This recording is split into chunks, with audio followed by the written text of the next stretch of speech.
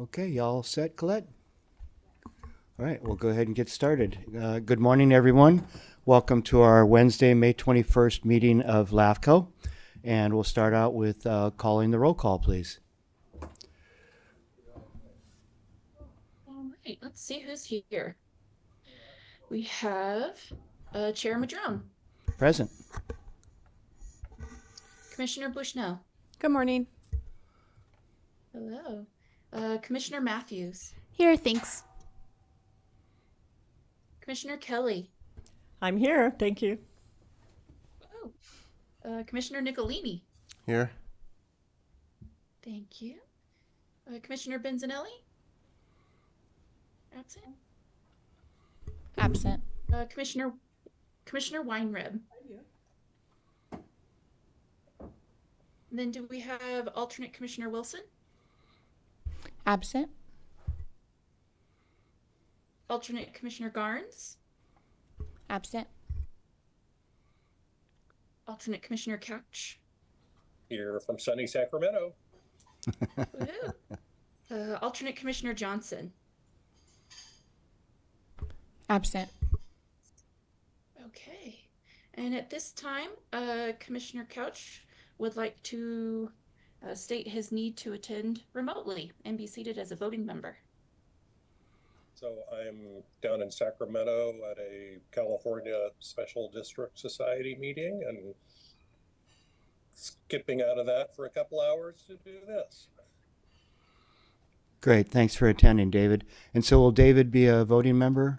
Yes, at this time. Great, so you're a voting member today, David. Thanks for attending. All right, let's do the flag salute.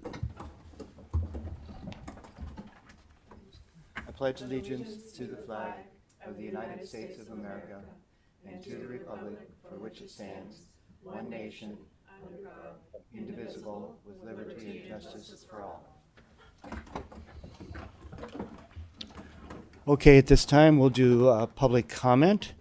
Members of the public may address the commission concerning non-agenda items during this time. Please note that the commission is not permitted to discuss or take action on items not on the agenda, and the comments will be for 3 minutes. So do we have any public comment here in the room? In Eureka? Seeing no one step forward, how about on Zoom? We do have a hand raised from Edward Voice, and there was another one, but they dropped off. There's craziness going on. Okay, so we have Heidi Benzanelli. Actually, she is here in attendance. I'm going to promote her to a panelist. And so she is attending as well via Zoom. Okay, welcome, Heidi. And so you'll need to explain your just cause for attending remotely. So go ahead, Heidi. I am just in attendance. I do not have just cause. I'm traveling to visit my parents. So I just want to stay abreast of what's going on, and I hope I'm not messing up a quorum. You are not. And so Commissioner Benzanelli is attending as a member of the public. Great. Thank you for participating, Heidi. And so David Couch will continue to be a voting member for our meeting here today. Correct. All right, welcome, Heidi. And then do we have other hands raised from the public? I do not see any anymore. Okay. All right. Well, at this point, we'll then go to our consent calendar. All matters on the consent calendar are considered routine and may be approved by a single motion.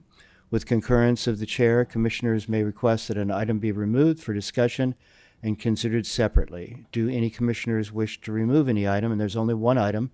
That's our regular meeting minutes of March 19th. No. Seeing no request for removal, we'll consider a motion. Move to approve the consent calendar. Second. Okay, move to approve the consent calendar by Commissioner Kelly, seconded by Commissioner Bushnell. And if we could, do we need a roll call vote or can we just do a voice vote? Just a voice vote. Okay, voice vote. All in favor? Aye. Aye. Yes, Chairman Drone, since Commissioner Couch is attending via AB 2449, we do need roll call on everything today. Okay, great. Thanks for that clarification right out of the gate. So can we call the roll call, please? Okay, voting to approve the consent calendar. So we'll start with Commissioner Couch, Yes. Commissioner Weinreb, Yes. Commissioner Nicolini, Aye. Commissioner Kelly, Aye.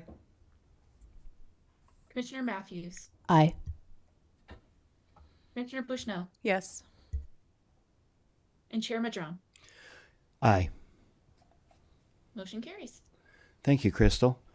Okay, and at this point, we're going to go to our public hearing items, 6A, which is the Neeland Fire Protection District Goodwill Annexation, where we will consider adopting resolution number 25-03, approving the annexation of the Neeland Fire Protection District's Goodwill Response Area. This item is exempt from CEQA under Title 14, California Code of Regulations, Section 15061B3. And do we have a presentation? Okay. Thank you. So this is a public hearing item. There was 21-day hearing notice that was in the newspaper and also mailed to registered voters and landowners within and adjacent to the annexation area. This is for annexation initiated by resolution of application from the Neeland Fire Protection District to annex their Goodwill response area. So this is an area that's been within their response area and where they respond to calls and have done so for many years. This area includes over 61,000 acres and 503 parcels. So it is a large area. It is very rural in nature, but it is the area where they are dispatched currently. The area includes portions of Butler Valley, Maple Creek, Mountain View Road, Neeland Road, Showers Pass, and Upper Fickle Hill. And with regard to the Upper Fickle Hill area, this was a topic of conversation of where the dividing line between them and Arcata Fire Protection District was. And Arcata has annexed the area up to that dividing line previously or last fall, I believe. And so we have in attendance District President Lindsay Green and Fire Chief Rowe here. And so if there is any questions related specific to the district, they are in attendance. We also in our staff report, evaluated this annexation in detail with respect to the proposal, the boundary, and many factors that the state requires with annexations. We also fielded numerous inquiries from members of the public. So I received many calls about this annexation. The majority of questions and concerns were related to, whether they were within the boundary or not, what their special tax or, their special tax obligation would be for their specific use. And just questions related to, especially for those landowners that own undeveloped property or, typically timber or just undeveloped, how it relates their response to wildland fire coverage by CAL FIRE. And so I fielded many calls, and also the district held a question and answer session or a special meeting on May 14th. And they also sent out notices or a flyer to all the property owners, and was able to provide information about the annexation prior to this hearing. And that was really a useful exercise, and I think a lot of questions got answered through that direct outreach. So I do appreciate that. With regard to the boundary, there's a section in the staff report related to commercial forest lands. And so LAFCo staff also reached out to Green Diamond and Humboldt Redwood Company, who owns parcels within the proposed annexation area. Just again, just direct outreach to inform them of their parcels and the purpose of this annexation, and also attempts to exclude commercial forest lands where possible along the periphery. And so that exercise did reduce the number of parcels within the annexation area that are commercial forest lands, but without making holes or, holes within the district boundary or basically district islands. There is a need to include some of those forest lands. And so that direct outreach was also completed. With regard to the funding sources, Neeland Fire Protection District did complete a special tax, and that went to the voters within the existing district in November of 2024. And this there was a lot of coordination between LAFCo and the district with regard to the special tax and the timing of the special tax. They had received feedback from members did early outreach with regard to the Goodwill response area.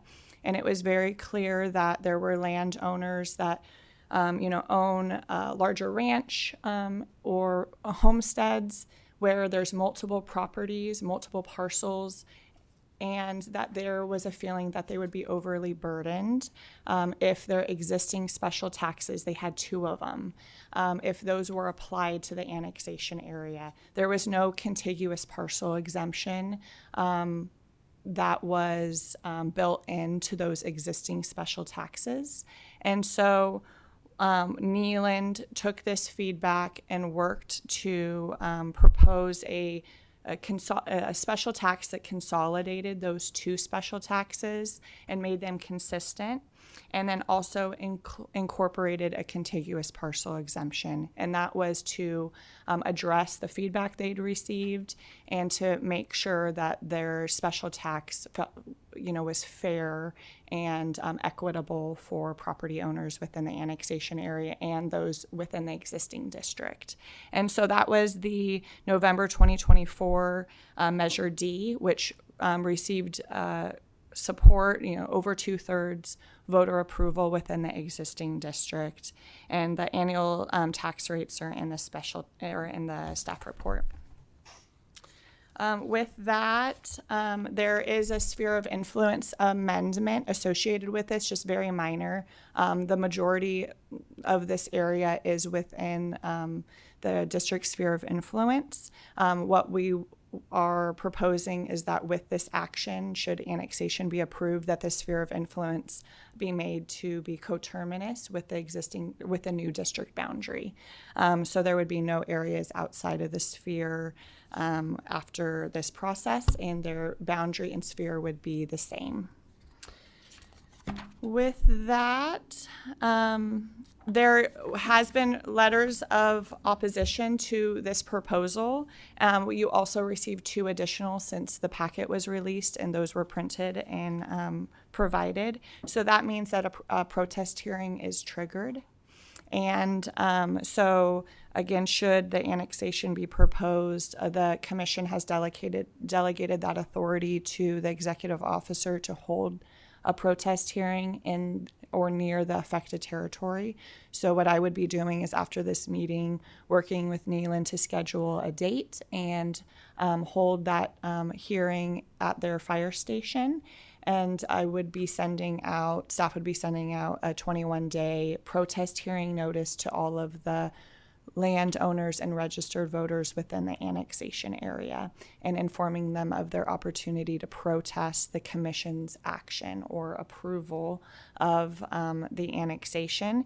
And there's different thresholds that could trigger an election, again, on the annexation, should those thresholds be met. And just very generally, it's election would be triggered if 25% of registered voters within the annexation area protest, or 25% of landowners also owning 25% of the assessed value of land in the annexation area. So if either one of those, the registered voter or landowner threshold is met, then it would trigger an election.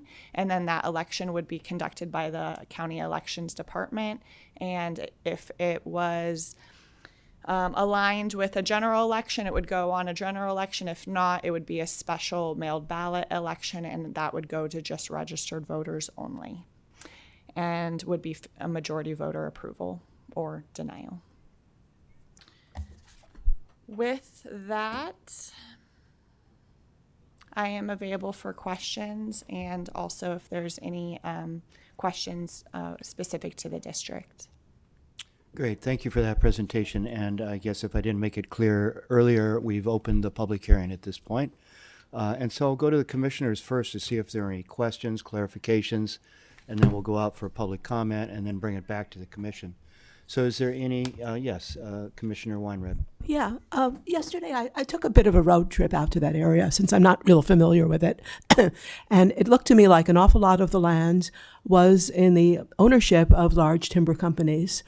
And looking through the packet, I saw something that I wasn't entirely clear about, and that is that the obligations of CAL FIRE to large timber companies are somewhat different than they are to other places. I was wondering if you could go into that issue a little bit as to whether the ownership by large timber companies is different than the ownership by small parcel holders, and how that would affect this financially and legally.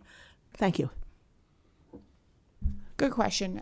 So when it comes to wildland fire protection, so fire protection districts have the obligation for structural fire protection. So again, and then they're all risk, so they do respond to all types of emergencies and are dispatched. When it comes to wildfire for undeveloped properties, CAL FIRE has full authority for wildland fire response. However, local fire departments are still dispatched when there is a fire and are often first on scene for vegetation fires. But when it comes to command, it's CAL FIRE has that responsibility for wildland fire. And so when it comes to timberland companies, that's the same, whether it's a timber company or if it's just an undeveloped lot. And I think the chiefs can probably provide a bit more information to that and explain it even much better than I, how they work with CAL FIRE and how that relationship is between volunteer fire departments and CAL FIRE for those types of incidents. And the large timber companies would be assessed at the same rate as the small parcels? Yes. So when it comes to I'm going to try to go back to that, they would be assessed at the either vacant $100 per year if it's just a single parcel kind of out there, or if it's multiple timber properties that are contiguous, they could apply for the vacant contiguous parcels under identical ownership. And that is also within the existing district. There are some existing commercial timberlands within the existing district, and so they would benefit from this new contiguous parcel exemption. Great question. And did you want to hear from the chief of Needland on any more detail? Welcome, Chief. Good morning, Westboro Fire Chief, Needland Fire District. Microphone. Your question, it really works pretty simple. Can you turn on the mic at the podium, I think, down at the base? Push. How's that? Testing 1, 2, 3. It's really pretty simple. Like Colette mentioned, we're going to be the initial arriving agency, just being that we're far closer than any of the nearest CAL FIRE stations. So when we arrive, we're going to assume the initial command and do the initial, fire attack, if you will, on that incident. And then once CAL FIRE arrives, they'll take over command and control of that incident, and then we'll work under them as the IC. Okay. Any additional questions? Okay, great. And Commissioner Bushnell. Thank you. I just wanted to ask a question. Private large landholders, whether they're a timber company or a ranching company, are not different. Land is not different when it is held by private ownership, whether it be SPI or whether it be Chalk Mountain Ranch. They're classified the same. Is that true? Correct. And the difference would be the zoning, whether it's TPZ or how it's zoned, whether it's CAL FIRE's responsibility or... It's really not even the zoning. It's whether it's in the state responsibility area. And I believe all this area is within SRA. There is just the reason why we are sensitive when it comes to commercial forest lands is that there's a 2-sentence or maybe even 1-sentence inclusion in fire protection district law that says commercial forest lands which are timbered that are within a state responsibility area shall not be included or within a fire protection district. Right. So there's this really obscure mention to commercial forest lands which are timbered, which is not defined. And so we use the TPZ zoning to identify that. And those commercial timberland companies that are known, like Green Diamond. And we've met with Green Diamond, and they do not object to this annexation, and they recognize that it's challenging to exclude commercial timberland when you're developing a logical boundary for fire protection districts, and that there is incidents on timberland that require first responders, and that it's not always the SRA CAL FIRE vegetation fires. It can also be other accidents that occur on commercial forest land. So this wording in fire protection district law, which goes back to when fire protection district law first came to be, even probably, I think it's been in there since earlier than 1950s. I mean, it's an obscure mention. And it's challenging to address it. In past, and I wanted to ask the chief a question as well, lightning strikes have been known in commercial timberlands owned privately to be a huge contributor to fires. But I wanted to ask the chief as well, do you have communication with Green Diamond, or have you guys worked with them in the past? Yeah, we've had a very successful working relationship Good. over the years with them. Yeah. Yeah, I know Fruitland Fire with HRC, they have a great working relationship as well, and they are very supportive of that local fire department and often come to their barbecues and do those types of things. So I just wanted to make sure that communication is open. We've seen a lot of similar support that's been great for us. Good, thank you. Great. Okay, thank you. Commissioner Nicolini. Thank you. It was great to see that you developed a contiguous parcel exemption. I really like that you took feedback and made it work for the community. That shows great responsiveness. I'm not thrilled to see that the annexation, is happening after the special tax was passed. Honestly, from an optics standpoint, I mean, slightly less dense populations, versus very sparse populations. The sparse folks always feel like they're sort of like, their world is driven by the slightly more dense populations. And in this case, from an optics standpoint, it would have been nice to do the annexation first, in my opinion. But water under the bridge now. I just want to share that. So two things I see turn up all the time: people asking for an election and people saying it looks like it's being fast tracked. It just seems to turn up in letters every time, right? And I think it's especially hard for rural populations that have challenges to just the communication. And just a reminder that in all outreach, start out with a really clear description. And I guess this is for LAFCo staff. You do this, but I found that every time I've gone through this, people have had the same issues they bring up. So to really make sure people are clear on the process and when and how they get to provide input. And, if they want to rally their community to oppose something like this, when to do it and what the window is, that's just so important. And lastly, I like to just share with all small fire departments, I work for the National Weather Service. I run the local office here, and so I want to make sure you're aware of spot forecasts for wildfire and for your activities out there in this newly acquired open space land. If you have any questions about that, reach out to me, and I'll make sure you know how to get 24/7 spot forecasts if you're Sure. tackling That sounds wildland great. fire. Absolutely. But great work. Everything I read looks really good. So Yeah, like you were mentioning, I think one of the things that we worked hard on with this process, kind of going back to our tax measures, we looked at annexation earlier on 2-3 years ago, and in meeting with our community and as well as the people in that annexation area, their feedback to us with that contiguous parcel exemption, we really designed this tax measure in meeting with that community area. We designed that tax measure to fit them with the idea of the future goal of annexation. thank you. Knowing that, I withdraw Yep. that comment. Okay. Yeah, and it worked out very well. We got a lot of really good feedback. In our last session that we had up at the firehouse, we had a lot of people from that area that were thrilled to see that the tax had passed, and then provided their support for this annexation. Thank you for that background. If that was in the report, I apologize for missing it. Great. Any other commissioner comments, questions? Okay, so at this point, we'll go out to public comment and invite those here in the room. If you'd like to make any public comment, this is your opportunity for a 3-minute comment to the commission.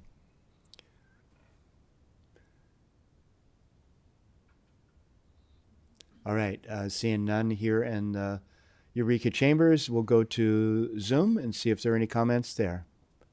No hands up, no comments. All right, let's bring it back to the commission and consider a motion.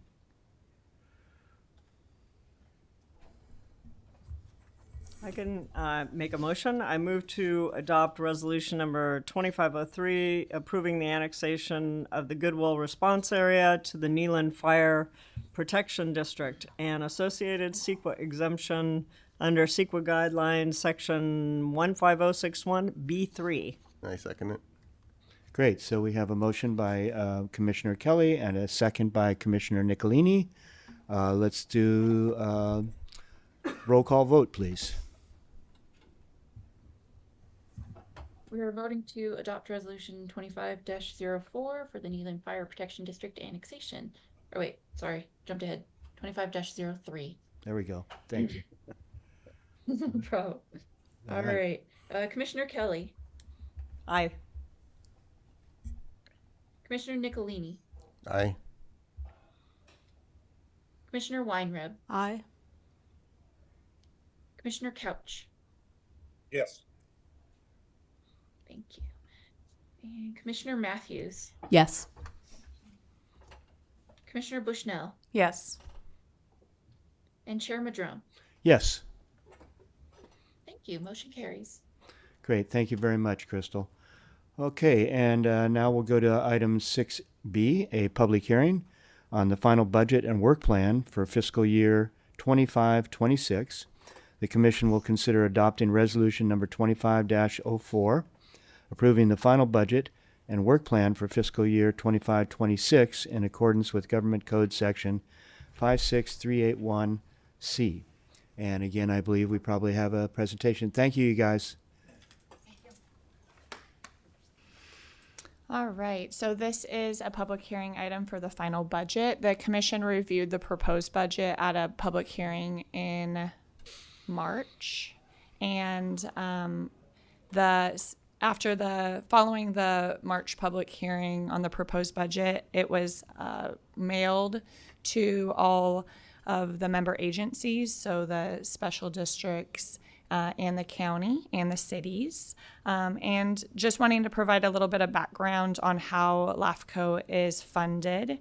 Humboldt LAFCo's annual operating expenses are principally funded through the county, the cities, and the special districts, all providing a third contribution.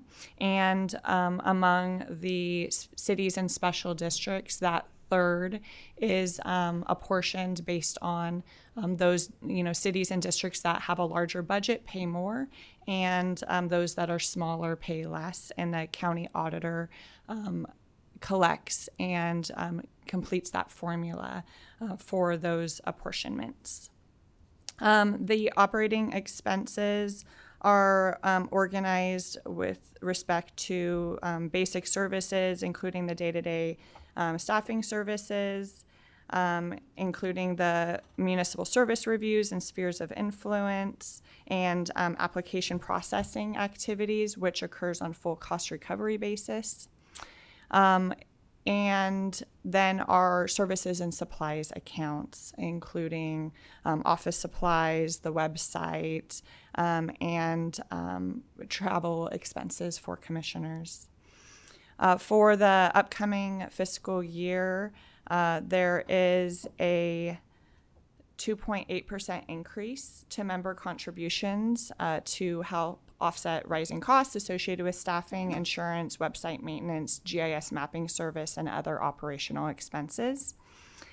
And we also included a work plan within the proposed and final budgets that are proposed, and that includes completing municipal service reviews for the City of Eureka, Scotia CSD, Peninsula CSD, Hydesville County Water District, Lolita CSD, and starting the East County Regional Fire Services Municipal Service Review.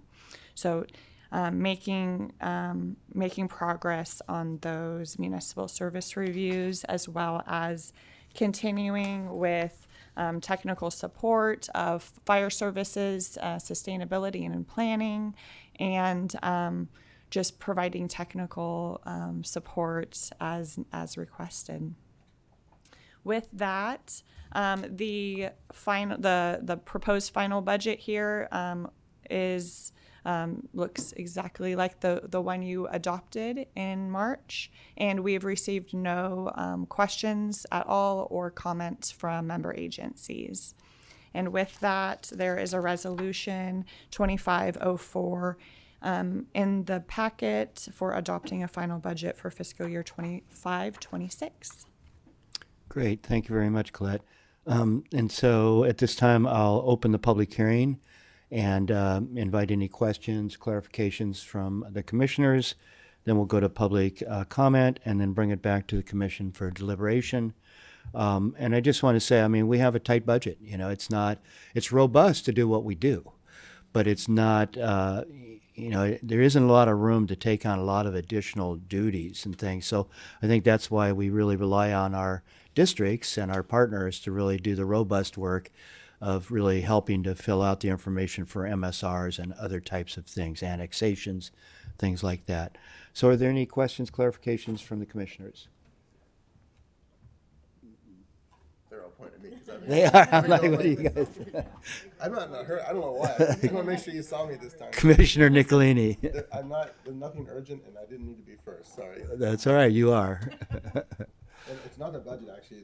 I always just really admire the frugality of your office and your team and the amount of work you get done. And somehow you find ways to get, even more work done than you're budgeting for. So, no, it was actually the work plan. I had just some requests or some questions. Is the sequencing of your planned MSRs rigid, or could you move them around? No. Great question. No, it is not rigid. Can I And request an adjustment? yeah, of So course. the peninsula is landing right about the heart of fire weather season, which is when I'm busiest at work. Yeah. And then I'm retiring in February, and so if it was pushed later in the year, I would have a lot of time to help. But Oh, otherwise okay. it would be- Great. So like if we get pushed to the end, it would be really helpful. Wonderful. Yeah, it's tentative timeframes on Yeah, okay. here, and they're flexible. So knowing your availability, will make Yeah, if adjustments. we're at the end and you get a little behind, and we end up in February, it would be like great. Perfect. Because you'll have me 100%. And then the other request is that would it be possible to slowly migrate timing so that Manila and Peninsula are done in the same cycle? That's a Because really every good time idea. We all get together and chat. We talk, and I shouldn't say this. Never mind. No, that's a really great idea. We did Manila's not incredibly too long ago, probably within the last 5 years. Yeah. So we can look at that. Like if we had a delay to get us on the same schedule, it might be useful to look at those two since Yeah. we have a shared boundary and there's so many similarities. Okay, we'll look into that. But otherwise, the budget looks great, as Steve said. Thank you. Any other commissioner comments, clarifications? Commissioner Kelly. Overall, I think the budget looks really good, and I concur that the team does a great job with what they have. I just wanted to confirm that the proposed budget will be adequate for all of these MSRs and boundary reviews. Do we think that this is going to be enough to cover that? We try to make as much progress as we can. We will. We have these in front of us that we would like to accomplish, and we just make as much progress as we can. And if some have to be pushed or started this fiscal year but completed into next fiscal year, we do what the budget allows. Okay. All right. Thank you. Thank you. Okay, any other questions, clarifications? Okay, seeing none, we'll go out for public comment, and there's nobody in the room here, so there's no comment in Eureka. Any on Zoom? No hands up. Okay, well, so we'll bring it back to the commission for a consideration of a motion.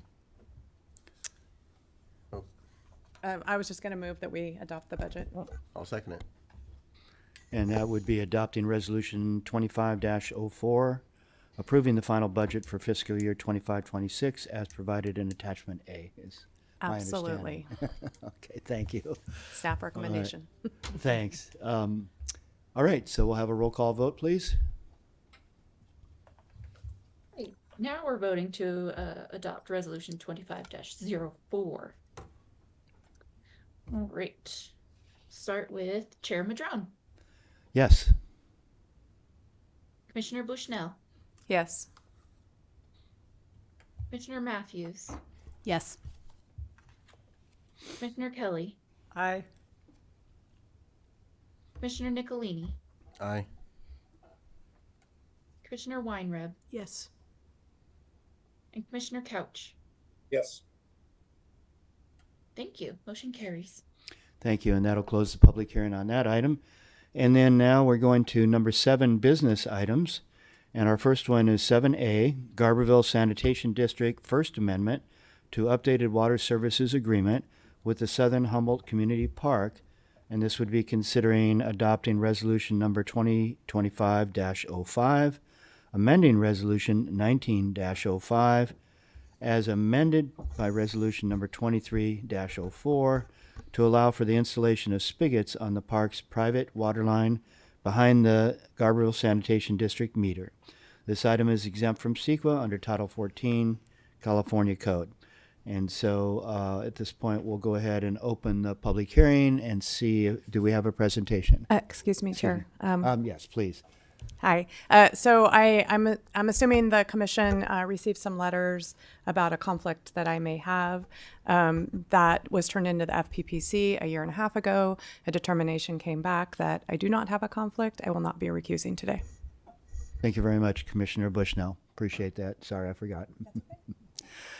So with that, do we have any commissioner questions, clarifications? I'm sorry, back to presentation by Colette, please. Wonderful. Thank you. This is an item that will provide an amendment to the commission's authorization for the Garberville Sanitary District to provide water services out of district to the Southern Humboldt Community Park. This was originally authorized in September of 2019 as part of Resolution 1905. And then in 2023, there was an update to the water services agreement between Garberville Sanitary District and the park. And that updated water services agreement was memorialized as part of Resolution 2304, which amended Resolution 2019-05.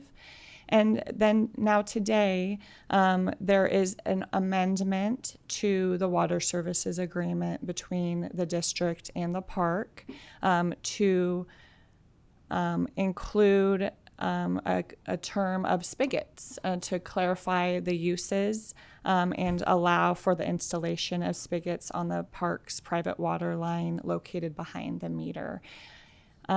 So within the packet is some background on the out-of-agency services and the history surrounding that. All water connections and associated beneficial uses will remain within the areas approved for water service. And so there's designated areas within the park property that LAFCo was sure to clarify in the original authorization that water service can only be used within designated areas, and that will not change. Also, in the original water services agreement, there was monthly water allocation limits, and those will also not change. With that, the LAFCO resolution that's included in the packet, 1905, would amend and incorporate reference to the updated water services agreement, and include the installation and use of the spigots, and is considered consistent with the previously authorized service areas and uses, and provided that all water use remains within the established allocation and supports the activities identified in the agreement. With that, we do have a few members we have Jenny Short on the line from representing the Garberville Sanitary District, and we also have John Ford, Director of the Planning and Building Department, available to answer any questions about the park and the environmental impact report and all the actions related to the uses at that site as needed. So I appreciate both of them being in attendance. And then we also have Laura Cochran available from Southern Humboldt Community Park, who could speak more to the need for the spigots and the events that are planned for the park property. Okay, great. Thank you very much. So would it be appropriate to go ahead and get the input from those folks first before we go ahead and have the commissioners provide any other questions? So let's go ahead and start with Jen Short, representing the park. Representing Garberville Water, or Sanitation District. Yeah. Jen, would you like to offer us any additional clarification or information?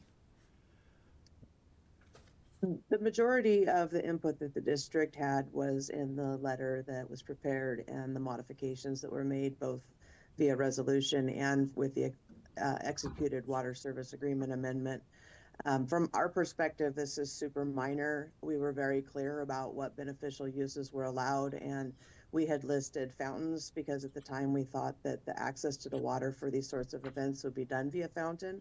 But as they have begun to have events, they found that it would be convenient to have locations that they can access their private water line with a spigot that they can hook a hose up to. And so the district is very supportive of this. We do not feel like it is a significant issue to be able to connect a hose to these. And so we've processed the paperwork on our side and appreciate Colette doing what she needs to process it on your side. So if you guys have any questions, I'm available to answer them as you go along. Great, thank you very much. Any questions for Jen at this time? I just wanted to clarify Commissioner quickly Kelly. then. So there will be spigots and fountains, or just spigots at this point? There will be both, right? Yeah, Okay. there are already fountains there now. I see. The water line's only been run to 2 of the 4 areas that were approved, as Colette was describing. Some of them are pretty far apart, and so as time goes along and they need water in additional locations, they will extend their private water lines to those. But right now there are fountains. There is a fountain at the events area, and each of the residences and buildings that is in area 2 has been connected to the potable water, and some of those structures have hose bibs on the side, and there's a barn down there that they need to be able to have a hose that they can run with potable water to This is really the minutia of exactly how the water gets delivered down there, because it's been such a contentious item. Well, and I have to say, I've actually visited this park. It's very well known for birding, and there's a marvelous eco-diversity there as well. And it gets warm, so having access to clean drinking water is, I think, it's a safety issue as well. So, I support this. Great, thank you. Any other commissioners, comments for Jen? Yes, Commissioner Nicolini. Yeah, I just want to emphasize the safety aspect. I mean, if it's community events in the heat, staying hydrated is so important for safety. So to me, it almost falls under the public safety umbrella of out of district extension, if you need to justify it under anything. All right, thank you for that. And seeing no other commissioners with questions for Jen, thank you, Jen. And the representative from the park is on. I don't see them on the Zoom, but maybe they're Attendees as necessary. okay. Okay, so Director Ford. we'll go to Director Ford at this time and see if John can provide any kind of overview. Thank you, Chair Madrone, members of the LAFCo board, John Ford with the Planning and Building Department for Humboldt County. So the park was approved by the county and it included an EIR, and it has a phasing plan that goes along with that. And so each phase has certain improvements that are required to be installed. We issue the permits for those. We evaluate the improvements as they come in. This is completely consistent with the plan, and we're glad to see that they're taking the appropriate steps to get the appropriate clearances to be able to progress with improving the park. Okay, great. Nice and concise. Any questions? Commissioner Bushnell. Thank you. Thank you, Director Ford. I wanted to ask you two things. First of all, this is the first process of getting this approved for the water spigots and the water lines. Additionally, they will have to get permits from planning and building to install those items. Is that correct? That is correct. Okay, so, and the second comment or question I would like to ask you is, in the last 2 years, I know that the park staff, myself and you, have met a lot around concerns with the park and being very compliant. I just would like for you to kind of explain, that we have a check-in every 3 months, that we're working with the park and with the planning department to make sure that that park is compliant on items. Yeah, I don't know that I would say a lot more than what you just said. We are absolutely meeting, working with the park, trying to create a good open door relationship whereby if there's questions about what needs to be permitted, that the appropriate permits are obtained. Obviously, a plumbing permit for the extensions of the water line and the spigots will be required. If it requires a lot of grading to dig the trenches, that would require a grading permit. So we walk through those things pretty carefully so that there's clarity on what's permitted. And then at each step of the way, we discuss how that fits in and achieves the phasing plan so that they can begin to work towards opening up the next phase of park development. Thank you. Those are all my questions for Director Ford. Great, thank you. Any other commissioners? No more I had a questions. comment. Yeah, go ahead, David. Commissioner Couch. Just from the industry standard where I used to work as a water operator, that usually downstream of the customer's meter is not considered an agency issue. So kind of the agency liability stops at the meter usually. So that was just my comment on this. Great, thank you for that. Any other questions or clarifications? Hearing none, that was for the speakers, but how about in general? Yes, please, Commissioner Bushnell. Thank you. Just in general, I want this park is in my district as a supervisor, not as and a commissioner, I guess, here. I just want to say that I do meet with the park staff quarterly, and we go over a lot of their intentions and their thoughts. They're working really hard to be compliant and to provide a service for the community in Southern Humboldt that is so desperately needed right now with tourism and economic growth of any kind down there. I commend them for working so hard and being so diligent and providing a really beautiful place. I go there often. I see people walking. I see they have a dog park. They have a playground that was donated by the Rotary. It's just a wonderful place for the Southern Humboldt community and for folks coming in out of the area. I often talk about staycations in Humboldt County, and this is Southern Humboldt is a good area for folks to go that want to get that sun. And I just really commend the park on what they're doing. Great, thank you for that. Any other commissioners with general comments? Commissioner Weinreb. Yeah. Any public park, any public area that cares enough about the public to make sure that there are adequate facilities for drinking water, and although it's not mentioned here, for restrooms, should be encouraged and praised for these efforts. Yep, sounds like some strong support up here. Okay, and with that, we'll go ahead and go out to public comment then. And there is no one here in the room in Eureka, so we'll go to Zoom online, and I imagine we do have some comment there.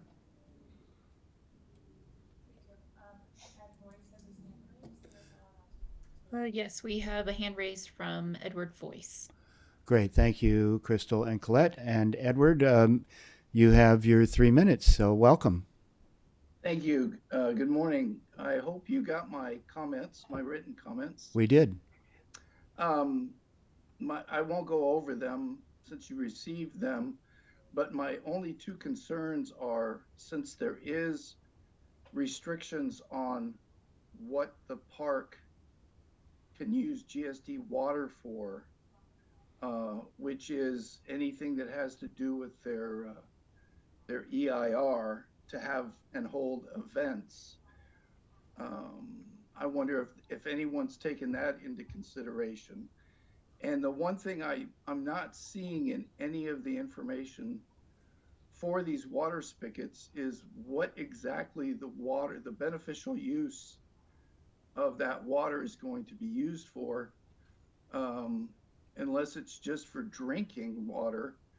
I just wanted some clarification on what exactly the main use for the spigots is going to be, and if they're going to, at some point, keep adding things to the park that would generate, this is now the third resolution by LAFCo and by GSD, and I think it's the second or third water service agreement, if not an amendment. At what point are they going to need to request more water for all this added water use? So thank you. Thank you for that input. And how would you like to proceed with answering that question if we want to do that? The park, is required to install new pipes, and so they've done that for the areas that they're currently servicing, separate from their own private system that they already had. And when it comes to the restrictions on the types of uses, it's very clear that the recreational uses is listed, and public uses specific provided in support of various recreational uses are beneficial uses, and that includes small public event operations. Okay, thank you for that. Are there any other hands up on Zoom?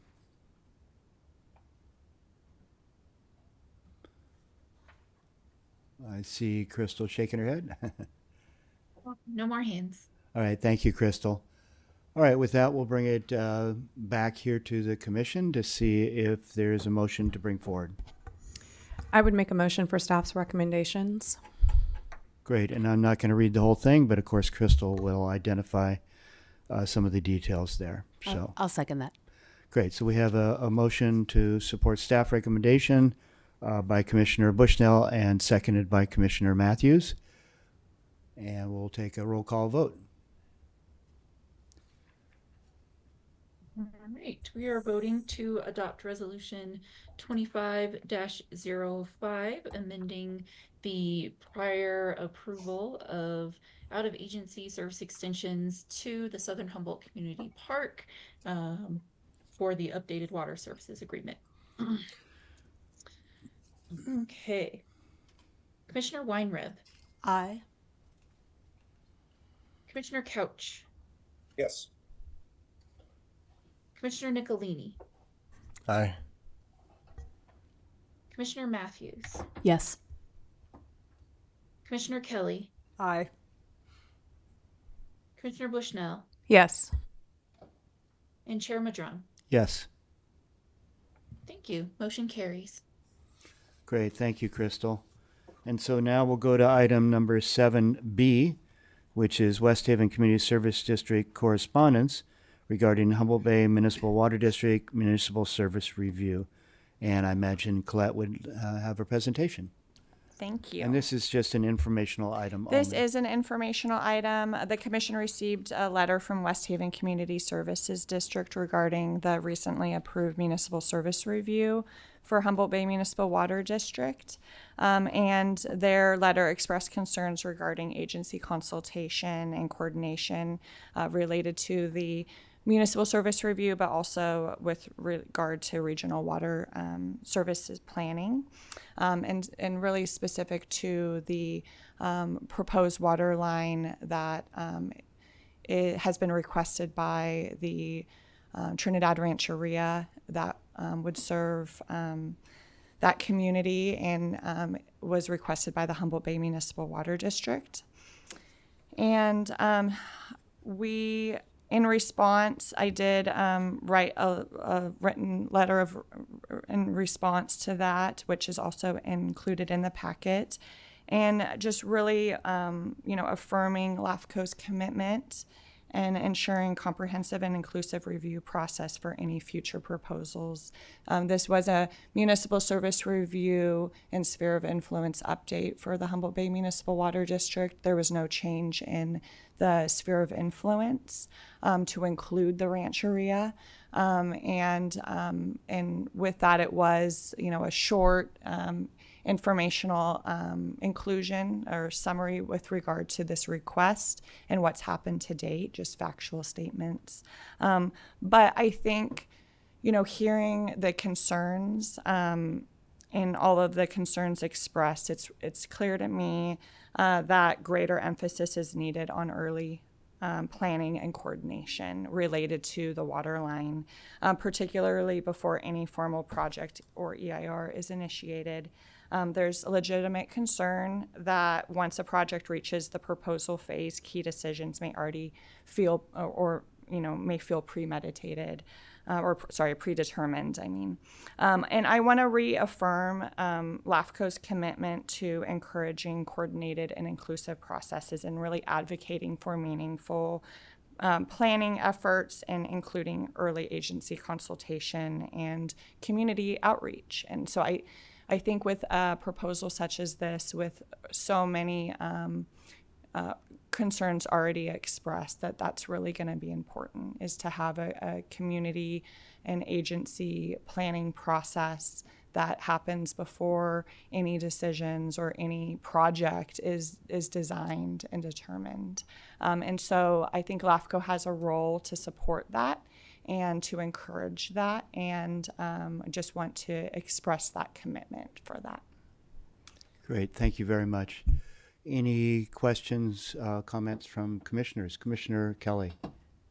Yes, I just wanted to say that on behalf of Trinidad, that we appreciate our sister city, West Haven, and the intertie work between our two water systems that's going forward. I would also add, though, and I believe we've sent follow-up letters stating that Trinidad City Council was not consulted on this letter that was sent to LAFCo. So, however, I would agree with LAFCo, with Colette, that we certainly would welcome an early public process, and as I mentioned in our last LAFCo meeting, definitely welcome kind of the steps that are going to go along with this process. And I 100% agree with public transparency as early as possible. But I do want to go on record that we did not participate in writing this letter. So thank you. Great, thank you for that. Commissioner Nicolini.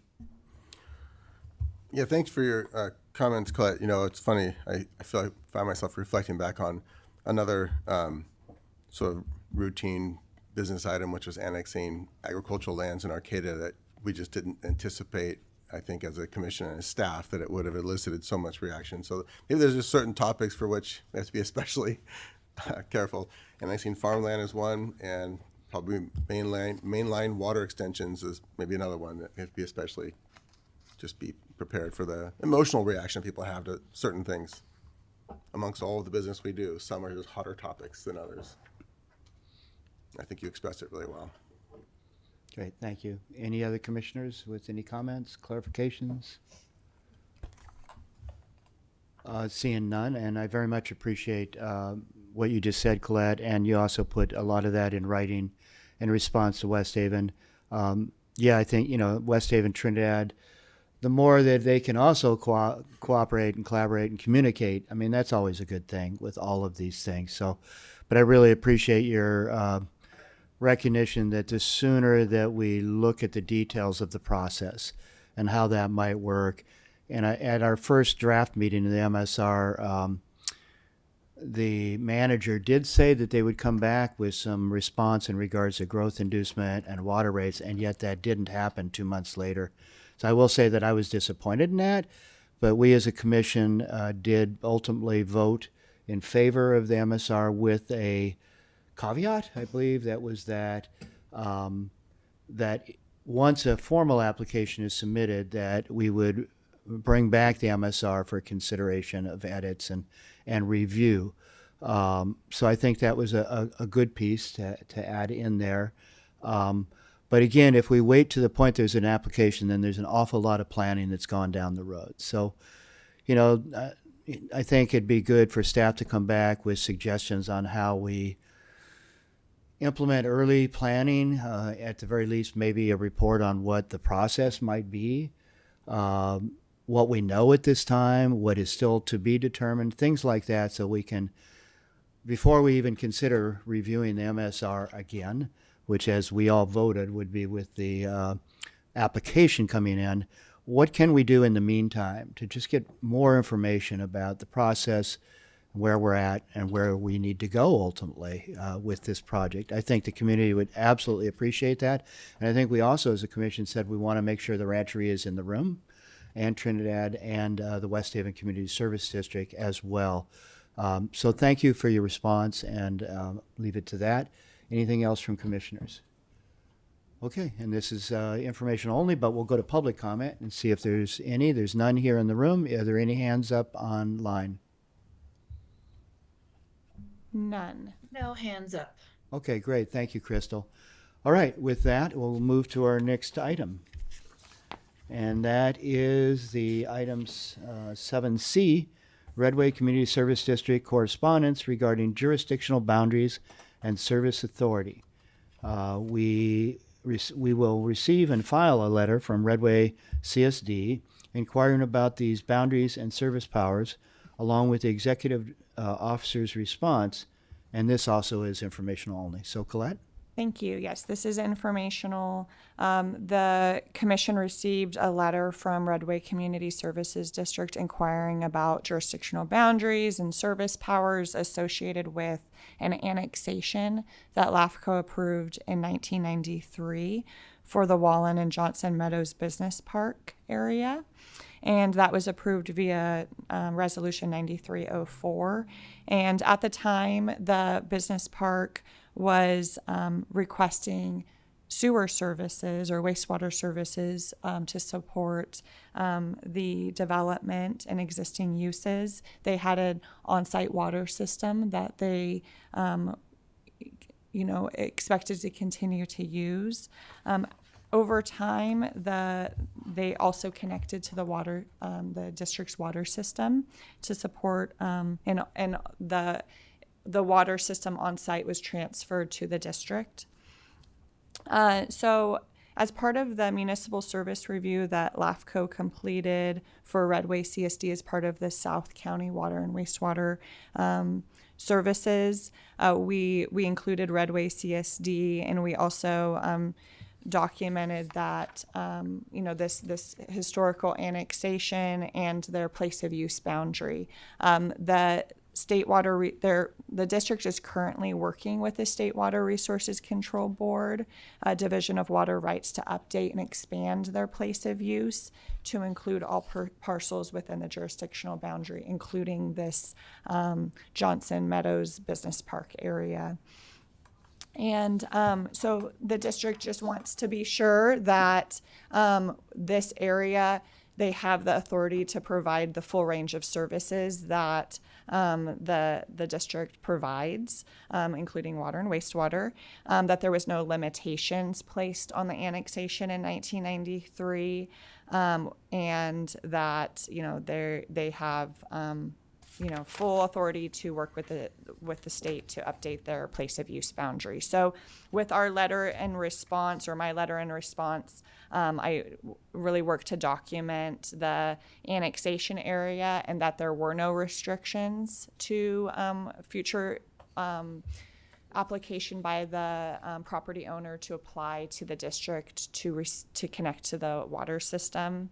And I included the administrative record for the annexation, which clearly identifies that Redway provides water and wastewater services, and that those services are authorized, and that there was no conditions placed on the annexation. So I hope it's very clear and available for any questions. Great, thank you. Any questions, clarifications from the commission? Seeing none, we'll go ahead and go to public comment on this item, and there is no one here in the room in Eureka, so we'll go to the Zoom and see if there are any hands up there. Looks like we have a hand raised from Jenny Short. Great, all right, Jen, you're up. I just wanted to say in public that I very much appreciate Colette going through and providing such a comprehensive response and including all of the backup documentation and just really referring to those things. It's going to be really helpful to us as the district working through the CEQA process and doing the application with the State Water Board to have such a very clear and well articulated explanation of something that is very, very old. And so I just say thank you very much, Colette. Thank you, Jen. I think we all agree here at the commission as well. So are there any other hands up? I do not see any other hands. Okay, great. And again, this one is for information only. So we'll go on to item 8, which is informational and continuing items. And 8A is Form 700 and ethics training.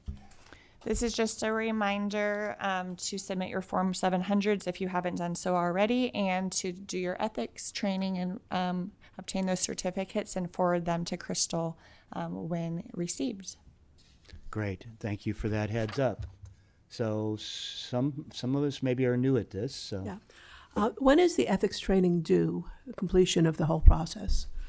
There's a requirement that ethics training is required every 2 years. So just whenever you have the chance. And do you have the link for the online process? Yeah, okay, great. Everybody else is up to speed with that one? Great. I was just, Go ahead, Commissioner Bushnell. thank you. I was just going to say if you could email the links out, it would be helpful, just in case anybody needs them. That'd be great. I think I may actually be due. It's been a couple years since I was at LAFCo, or at California Association of Counties, CSAC. So I'm probably due to get that done. So, do you have a list of our last time we did it, that kind of thing? We have a partial list. Yeah. We have a partial list Okay. of those that have forwarded their certificates. And so we may not have yours on file even though you did it. Yeah, I'll check with my clerk and get caught up as necessary. All right, thanks for that. And then item 8B, I don't believe we need to take public comment on that. At this, it's not really that kind of an item. And then 8A, status of municipal service review preparations. We talked very briefly about that in the budget review, but do you have anything else to add on that? I'll let Crystal take this item if Okay, you have Crystal, anything to add. welcome. Crystal. Thank you. So we are continuing to work on our municipal service reviews as we are getting towards the end of the fiscal year. Our budget's getting a little slim. So we're just continuing to work on the Eureka MSR, currently working on the water services section.